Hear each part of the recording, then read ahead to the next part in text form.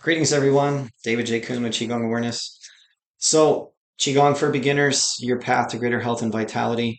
Um, if you see some of the images in the book, I'm very drawn to creating pictures where I'm sort of turning into light. Qigong is much more than just a practice in the park. To many of us, it is a practice of what is called enlightenment, which is becoming more and more light, which really means working through these lower chakras and the heaviness that is associated with them, and by the way, the pain and pleasure that is associated with them. And it's not about getting rid of pleasure, but it's going to a higher level of pleasure. The pleasure that is involved down here is the kind of pleasure that, for example, you get pleasure by being in a particular type of relationship with your lover, but then your lover leaves you and there's a tremendous amount of pain that comes from that. Whereas the pleasure that's up here is more in the realm of what is called unconditional love or unconditional pleasure. And as we go higher up that chakric ladder, the levels of light and energy and so on are much more vibrant and energetic and light. And so these are practices. Again, Qigong is a practice. Yoga and different types of yogic practices are practices of enlightenment. Sorry, a little tongue tied there. And I'm doing a straight shot of all of these videos for you, of all of these chapters leading into the new year because it's the end of the year for me. Christmas was yesterday, and I'm now hanging out with you guys and talking about this book leading us into the new year. So, this is chapter 8. Change your body's story. So, this particular quote I chose is from the Buddha. We are what we think. All that we are arises with our thoughts. With our thoughts, we make our world. That's worth thinking about. So we have primary thinking, which is kind of like where we can exercise our will and exercise our ability to be conscious and deliberate over our body and over the energy and over the mood. So, for example, I used to love the little book, The Engine That Could, when I was little. It was a little engine that couldn't make it over the top of the hill because it was pulling another train or something.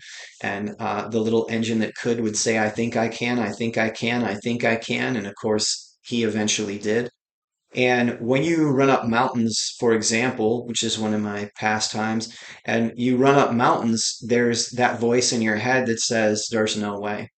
And in creating all of what I'm creating for you guys, including writing this book, I wrote this book while I was traveling the country and had very little time on my hands. So I just decided not to sleep and I started writing this book. And I thought it was going to be a pretty quick process. And, it took me a year. And my editor would say, you have to change this. So people aren't going to understand that. So I had to rework it, I had to rewrite it. Big process. And in doing these things, there's a lot of internal no's. No, you can't do it. No, you're too tired. No, you don't have enough time, money, energy, resources. And I just keep pushing and doing my best to flow and simultaneously doing my best to be conscious, to be deliberate, etc. And there's essentially these two types of thought. One is primary thinking, which says, well, I'm going to go up the mountain anyway. I think I can, I think I can, I think I can. But what is being said there in the moment, which is like another way of saying it is it's like thinking in the moment. I'm going to think in this moment that I can do it. And why would we even need to do that? Well, because there's this voice underneath that says I can't. That's the secondary thinking. Most people consider that the primary thinking and they give it all of the value. They say, oh, the voice says, I can't. I told you guys earlier, I have black belt in one type of karate and kickboxing. I have another black belt in karate. I have another black belt in taekwondo. I'm a teacher of Jeet Kune Do and Filipino martial arts. I practice Aikido for like 15 plus years. Uh, Without ever taking rank. but I took a lot of beatings in the process, in other words, a lot of hard training. I'm literally in the process of going toward my brown belt, which is one belt just below black in Brazilian Jiu-Jitsu. Very difficult training. I've run just shy of a marathon. I've done other races that involve all kinds of obstacles and things like Spartan races, very challenging things. My point is, there are people who've done that, right? But how many people have done that with a spine that looked like they were 85? How many people have done that that were in tremendous pain? How many people have done that that got run over by a trailer? Probably not many. Not that I'm like the best person in the world and I think I'm all great. I'm actually just like you, but I'm pointing out that if I can do those things and I can use a particular hack or tool, then you can use it too. And it's called modeling. If I can use it, you can model what I'm doing. And if it works for me, there are many things that I will do that are also going to work for you if you try them. So, anyway, this is one of the techniques is that as that voice inside of you is saying, I can't, I can't, I can't, you say, I can, I can, I can. That's an idea of what you're doing with your primary thinking. And as you clean up your thoughts, and this would take a longer conversation, and you can read about it in chapter 8 here, but it would take a longer conversation. But as you clean up your thoughts, as you clean up your memories, as you clean up the painful past, all of that is recorded in your energy system. It's recorded in these lower chakras. It's in your biology. It's in your cells. Qigong is a practice of, as I said earlier, what we say in Japanese, masoji, purification. It's purification ritual. It's cleaning, it's cleansing, it's clearing. So even though Qigong is a practice from China as opposed to Japan, martial arts, Qigong, all of these things, meditation, they all come from those particular cultures and they all work very well as forms of cleaning, cleansing, purifying, purging, detoxing, etc., etc., etc. Highly, highly, highly recommended. All right. So I also get into some psychology in this chapter 8, and I talk about changing your body's story. And I talk about many of the physical conditions that people have, and some of the stories and the patterns that are underlying that particular condition. So, for example, anxiety. There's an underlying thought there. I'm worried about my future because of my past. Something happened to me in my past. I'm worried about it happening again in my future.